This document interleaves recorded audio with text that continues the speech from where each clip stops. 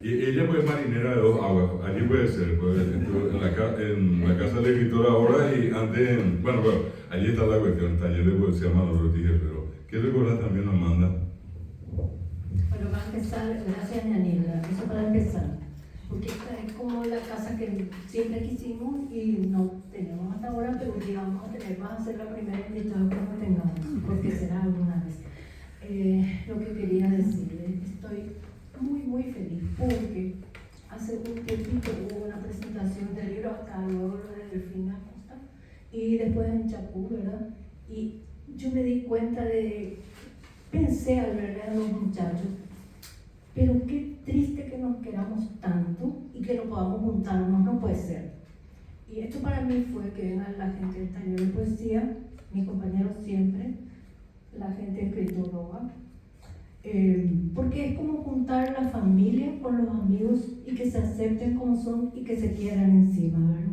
Para mí es un poco eso, y estamos así como distanciados, pero estamos en la misma ciudad, por favor. Bueno, algunos que yo también, ¿verdad? Pero bueno, es muy lindo para mí verlos juntos, y yo espero que sigamos encontrándonos. Siempre hay un pretexto como para chupar, ¿verdad? Siempre hay un pretexto. Y bueno, si seguimos juntándonos, vamos a crear algo juntos, ni siquiera en un grupo, sino los dos grupos juntos, no es crear otro grupo. Yo les miraba y decía, ¿cómo es posible? ¿Cómo podemos perdernos tanto tiempo con tanto cariño? Porque yo les quiero como si fuera su mamá. Es una cosa así, estúpida, ¿verdad?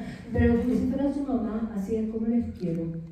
Y a ustedes también, compañeros, es una especie de pasión, sí, alguna pasión hay que tener.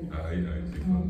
Pero yo nunca quiero leer nada porque detesto leer en público, no me sale, y además soy argelo cuando leo. Entonces, digo, ¿para qué? ¿Cómo va a pensar eso? No es cierto. Déjame que la gente diga. Es de pura amabilidad y eso a veces la gente se reía. Excusa, Mario, excusa.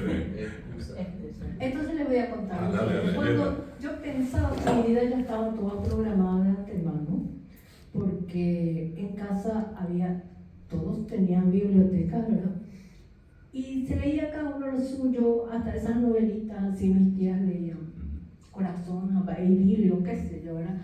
Pero entonces, al leer enseguida, no había, gracias a Dios, no había celulares, nada de eso, no había electricidad. Además, con lámpara cenábamos, eso era un lujo, y velas por todos lados, eso era lindo. Bueno, y entonces pensaba, porque mi familia muy tradicional, ya me había fijado más o menos cómo iba a ser mi vida, ¿verdad? Escuela, con notas excelentes, porque si no, para eso había dos cintos, uno se llamaba mariscal y el otro sargento. Entonces, si cometía algo grave, decía mamá, anda a traerle a mariscal, y con ese me pegaba, ¿verdad? Y si es que era así como leve, entonces anda a traerle a sargento. Y bueno, así era la cosa, y después sobresal, y etcétera. Una vez entra mi abuela, cuando yo estaba arrodillada sobre sal, y me dice, ¿cómo estás? Y entonces yo le digo, sácame ya de acá, abuela, me duele. Y me dice, ¿te sangran ya las rodillas? Me dice. Y entonces miro, yo pelotudita, alegre, de 5 años, ¿verdad? Miro y le digo, no. Entonces me dice, bueno, cuando te sangre avísame. O sea, era una cosa. Pero sin embargo, yo le agradezco muchísimo a mi mamá porque me pegó a tiempo, me interesó. Hasta que le conocí a la gente del taller de poesía.